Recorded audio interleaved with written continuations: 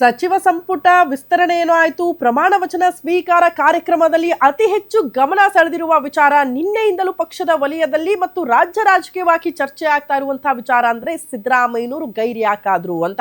ಯಾಕಂದ್ರೆ ಕಾಂಗ್ರೆಸ್ ಪಕ್ಷಕ್ಕೆ ಸಿದ್ದರಾಮಯ್ಯನವರು ಅನಿವಾರ್ಯ.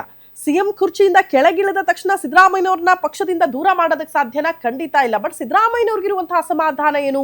ಅವ್ರು ಹೇಳಿರುವ ಹೆಸರುಗಳಿಗೆ ಹೈಕಮಾಂಡ್ ಓಕೆ ಅನ್ಲಿಲ್ಲ, ಪಟ್ಟಿಯಲ್ಲಿ ತಮ್ಮ ಆಪ್ತರ ಹೆಸರಿಲ್ಲ ಅನ್ನುವಂತಹ ಅಸಮಾಧಾನ ಸಿದ್ದರಾಮಯ್ಯನವ್ರಿಗಿತ್ತ. ಈ ಪ್ರಶ್ನೆ ಇದೆ. ಹಂಗಾಗಿ ಸಿದ್ದರಾಮಯ್ಯನವರು ನಿನ್ನೆ ಪ್ರಮಾಣ ವಚನ ಸ್ವೀಕಾರ ಸಮಾರಂಭಕ್ಕೆ ಗೈರಾಗ್ಬಿಟ್ರಾ? ಏನ್ ಮೆಸೇಜ್ ಕೊಡ್ತಿದ್ದಾರೆ ಸಿದ್ದರಾಮಯ್ಯನವರು ಅನ್ನೋದೇ ಪ್ರಶ್ನೆ.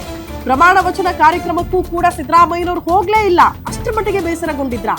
ರಾಜಭವನದಿಂದ ಕೂಗಳತೆಯ ದೂರದಲ್ಲೇ ಇದ್ರೂ ಕೂಡ ಸಿದ್ದರಾಮಯ್ಯನವರ ಗೈರು. ಮಾಜಿ ಮುಖ್ಯಮಂತ್ರಿ ಸಿದ್ದರಾಮಯ್ಯ ನಡೆಯಿಂದ ಡಿಕೆ ಶಿವಕುಮಾರ್ ಅವರಿಗೆ ಸಹಜವಾಗಿ ಟೆನ್ಷನ್ ಇದೆ. ಸುರ್ಜೇವಾಲಾ ವಿರುದ್ಧ ಸಿದ್ದರಾಮಯ್ಯ ಅಸಮಾಧಾನ ಹೊರಹಾಕಿದ್ದಾರೆ. ರಾಜ್ಯ ನಾಯಕರ ಗಮನಕ್ಕೆ ತರದೆ ಗಾಯತ್ರಿ ಶಾಂತೇಗೌಡ ಹೆಸರು ಸೇರಿಸಿದ್ ಯಾಕೆ?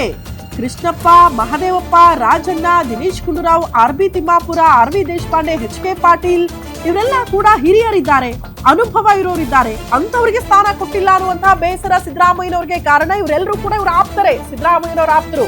ತಮ್ಮ ಆಪ್ತರಿಗೆ ಸ್ಥಾನಮಾನ ಕೊಡಿಸುವಲ್ಲಿ ಸಿದ್ದರಾಮಯ್ಯನವರು ವಿಫಲರಾಗ್ಬಿಟ್ರ? ಇಂಥದ್ದೊಂದು ಸಂದೇಶ ಹೋಗ್ಬಿಟ್ರೆ ಹೇಗೆ ಅನ್ನುವಂತ ಪ್ರಶ್ನೆ ಸಿದ್ದರಾಮಯ್ಯನವರು ಕಾಡಿರಬಹುದು. ಆ ಕಾರಣಕ್ಕೆ ಕೂಗಳತೆ ದೂರದಲ್ಲಿದ್ರು ಕೂಡ ಪ್ರಮಾಣ ವಚನ ಸ್ವೀಕಾರ ಸಮಾರಂಭಕ್ಕೆ ಸಿದ್ದರಾಮಯ್ಯನವರು ಹೋಗ್ಲೇ ಇಲ್ಲ.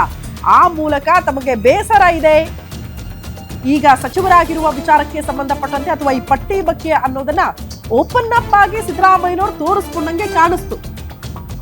ಪ್ರಮಾಣ ವಚನ ಸ್ವೀಕಾರ ಸಮಾರಂಭಕ್ಕೆ ಹೋಗಿದೆ ಸಿದ್ದರಾಮಯ್ಯನವರು, ಮಾಸ್ ಲೀಡರ್. ಬಟ್ ಸಿಎಂ ಕುರ್ಚಿಯಿಂದ ಕೆಳಗಿಳದಂಗೆ ಸಿದ್ದರಾಮಯ್ಯನವರನ್ನ ಸೈಡ್ ಲೈನ್ ಮಾಡೋದಕ್ಕಂತೂ ಖಂಡಿತ ಸಾಧ್ಯ ಇಲ್ಲ. ಸಿದ್ದರಾಮಯ್ಯನವರ ಅನಿವಾರ್ಯತೆ ಈ ಕ್ಷಣಕ್ಕೂ ಕೂಡ ಪಕ್ಷಕ್ಕಿದೆ. ಮುಂಬರುವ ಚುನಾವಣೆಯಲ್ಲಿ ಸಿದ್ದರಾಮಯ್ಯನವರನ್ನ ಜೊತೆಗಿಟ್ಕೊಂಡೇ ಚುನಾವಣೆ ಫೇಸ್ ಮಾಡಬೇಕಾ ಅನಿವಾರ್ಯತೆ ಮುಖ್ಯಮಂತ್ರಿ ಡಿ.ಕೆ. ಶಿವಕುಮಾರ್ ಅವ್ರಿಗೂ ಇದೆ. ಅಂಥದ್ರಲ್ಲಿ ಈಗಲೇ ಅಸಮಾಧಾನಗೊಂಡು ಪಕ್ಷದಿಂದ ಅಂತರ ಕಾಯ್ದುಕೊಂಡು ಪಕ್ಷದಲ್ಲಿ ನೀವು ಅತಿ ದೊಡ್ಡ ಕಾರ್ಯಕ್ರಮ ಆಗುತ್ತೆ, ಅದರಲ್ಲೇ ನೀವು ಕಾಣಿಸ್ಕೊಳ್ಳಲ್ಲ ಅಂತ ಅಂದ್ರೆ ಅತಿ ದೊಡ್ಡ ಸಂದೇಶ ಇದು.